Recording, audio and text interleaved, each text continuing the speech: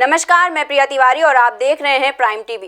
प्रदेश भर में फीस माफी को लेकर कई तरह की बातें चल रही हैं। अभिभावक लॉकडाउन में स्कूल प्रबंधकों से फीस माफ करने की अपील कर रहे हैं। ऐसे में सुल्तानपुर के जयसिंहपुर तहसील क्षेत्र में एक स्कूल ने सरकार के आदेश के तहत अपने बच्चों की 3 महीने की फीस को माफ कर दिया है। फीस माफ होने के बाद सभी अभिभावक काफी खुश दिखाई दिए। इसी के साथ स्कूल प्रबंधक ने यह भी कहा कि विद्यालय का सभी स्टाफ कोविड-19 में सरकार को हर संभव मदद देने के लिए तैयार है।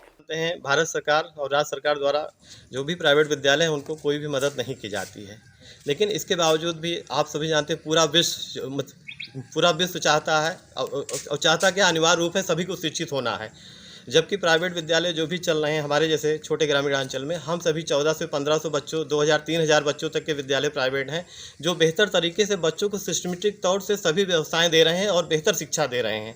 और जबकि हमारे आसपास मैं देखता हूं हमारे यहाँ सरकारी विद्यालय प्राइमरी है जहाँ 50 बच्चे मुश्किल से 100 बच्चे होना बड़ा ही मुश्किल हो जाता है, जबकि वहाँ उन 50 से 100 बच्चों के लिए सरकार 2 से 2.5 लाख रुपए महीने खर्च कर रही है।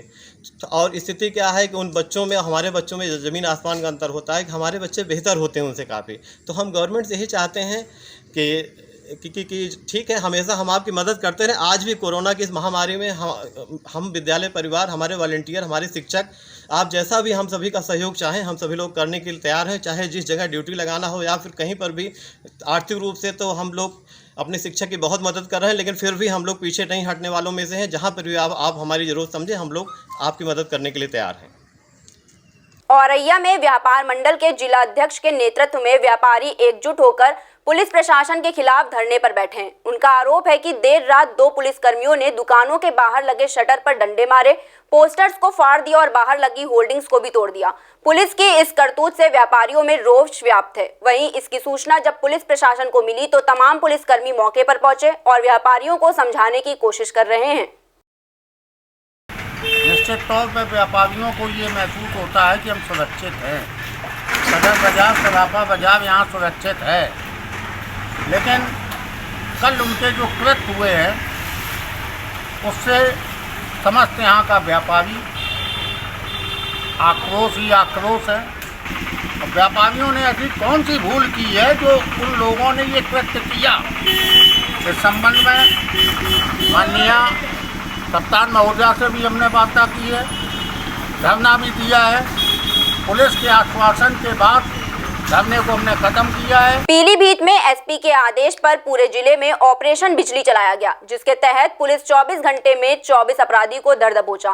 यह अपराधी जिले के टॉप 10 सूची में शामिल हैं, जिन पर गैंगस्टर, गोकशी, हत्या, लूटपाट और रेप जैसे गंभीर मुकदमे दर्ज हैं। एसपी जयप्रकाश का कहना है कि इस ऑपरेशन को जिले में लगातार चलाया जाएगा, जिससे अपराधियों में पुलिस का खौफ बना रहे और वह जेल की सलाखों के पीछे रहे।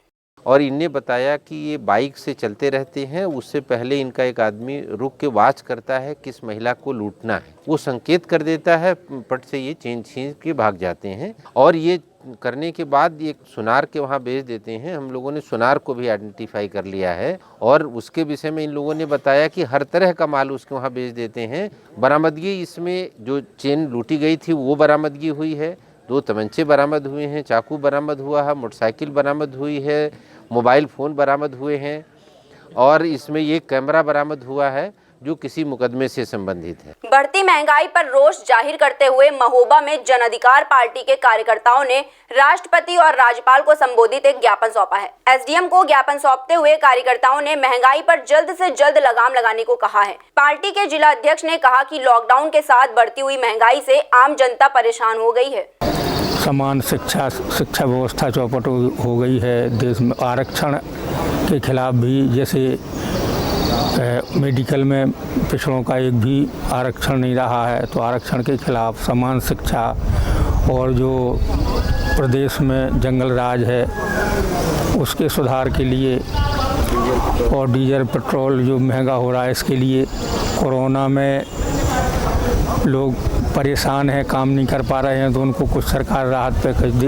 ये हम लोग राष्ट्रपति महोदय को अवगत कराना चाहते हैं जिला अधिकारी के द्वारा माध्यम से कि जो डीजल पेट्रोल की बढ़ी हुई कीमतें हैं उन पर नियंत्रण किया जाए, बढ़ी हुई कीमतें जो हैं वो वापस ली जाए, और प्रदेश में जो कानून व्यवस्था है उस पर प्रदेश सरकार कोई ध्यान नहीं दे रही है। तो इस बिगड़ी हुई कानून व्यवस्था के लिए हम लोग राष्ट्रपति महोदय को अवगत कराना चाहते हैं इस ज्ञापन के माध्यम से। झांसी के मोट कस्बे में बाइक सवार ने एक शिक्षक को जोरदार टक्कर मार दी। एक्सीडेंट के बाद वहां पर लोगों की काफी भीड़ इकट्ठा हो गई, लेकिन इकट्ठा हुई लोगों की भीड़ में से किसी ने भी घायल की मदद नहीं की। उसके बाद घायल की पहचान वाला एक व्यक्ति उसकी मदद के लिए मौके पर पहुंच गया, जिसने घायल को इलाज के लिए अस्पताल में भर्ती करा दिया है। बिहार के कटिहार में शराब तस्कर कारोबारियों ने शराब को बेचने के लिए एक नई तरकीब निकाली है। इन कारोबारियों ने एक गाड़ी पर स्टिकर लगा दिया और स्टिकर के ऊपर लिखा अर्जेंट इलेक्शन ड्यूटी, लेकिन कारोबारियों की ये कोशिश भी नाकाम हो गई और फलका थाने के पास पुलिस ने चेकिंग के दौरान एक ट्रक को पकड़ लिया। गाड़ी से 2500 विदेशी शराब की बोतलें बरामद हुई। पकड़ी गई शराब की कीमत लाखों में है।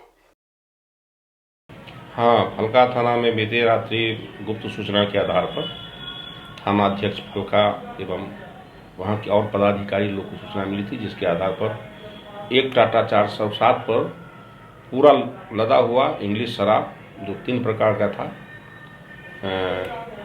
3 प्रकार का था रॉयल स्टैग, उसके बाद इंपीरियल ब्लू और मैकडोवेल, जिसमें कुल बोतलों की संख्या जो है वह 2801 है 375 ml का और 360 है 750 ml का।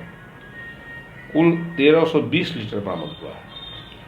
इसमें गाड़ी भी बरामद हुई है और एक मोटरसाइकिल भी बरामद हुआ है और एक मोहम्मद मंजर गिरफ्तार भी हुआ है। गोरखपुर में पुलिस और क्राइम ब्रांच की टीम ने मिलकर कुख्यात बदमाशों को गिरफ्तार कर लिया है। कुख्यात बदमाशों ने लूट की वारदात सहित कई और संगीन अपराधों को अंजाम दिया है। गिरफ्तार हुए चारों अपराधियों के पास से लूट की कई गाड़ियां भी बरामद हुई हैं। पुलिस ने बताया कि सभी अपराधी लूट के साथ शराब की तस्करी भी करते थे। एक पिकअप की लूट की वारदात हुई थी, सनसनीखेज वारदात थी, जिस पर स्थानीय थाना चिल्हुआताल और जनपदी क्राइम ब्रांच एक साथ काम कर रही थी। सर्विलांस सेल की मदद से ये बहुत ही सराहनीय कार्य हुआ। एक अपराधी इसमें अमर कुमार रत्नाकर, जो कि मुंबई थाने का रहने वाला है, लेकिन वर्तमान में नकाहा नंबर 2 में गिदहवा टोला है, ये मतलब वहाँ का रहने वाला था। राम रक्षा यादव पूर्व में तो हत्या का अभियुक्त रहा है। इसके साथ ही साथ शिवम जायसवाल धनखड़ा का अपराधी है। राधे श्याम सिंह के विषय में मैं आपको बताना चाहता हूँ कि आपके ज़िले का एक कुख्यात अपराधी हुआ करता था चंदन सिंह का फाइली जो पिंकू राणा है, जो पिंकू राणा अभी हम लोग के टॉप 100 अपराधी जो कप्तान साहब के निर्देशन में छांटे गए हैं, उसमें उसका नाम ऊपर है, उसी का सगा मामा है। बुलंदशहर में पुलिस और स्वाट टीम की बदमाशों के साथ मुठभेड़ हो गई। पुलिस के मुताबिक बदमाश लूट की वारदात को अंजाम देने वाले थे, लेकिन उससे पहले ही पुलिस ने उनकी प्लानिंग को नाकाम कर दिया। मुठभेड़ में पुलिस की गोली से एक बदमाश घायल हो गया। घायल बदमाश को पुलिस ने अस्पताल में भर्ती करा दिया है। हमारे जनपद में 2 घटनाएं इनके द्वारा की गई थी और 6 तारीख की घटना थी। प्रातःकाल 4:30-5 बजे जब मंडी में सब्जी खरीदने के लिए कुछ छोटे व्यापारी रिक्शा से जा रहे थे, ई रिक्शा से, तो उनको रोक करके मंचा दिखाकर उनसे पैसे छीन लिए गए। दूसरी के क्रम में थोड़ी देर बाद फिर ही उसके 10 मिनट बाद ही कोतवाली देहात थाना क्षेत्र में इसी तरह की वारदात की गई। ऑटो रिक्शे से कुछ व्यापारी सब्जी खरीदने जा रहे थे, उनके साथ वारदात की गई। हम लोग लगातार इस ग्रुप के पीछे पड़े हुए थे और तमाम तकनीकी माध्यमों का सहारा लेते हुए इनको ट्रेस किया गया।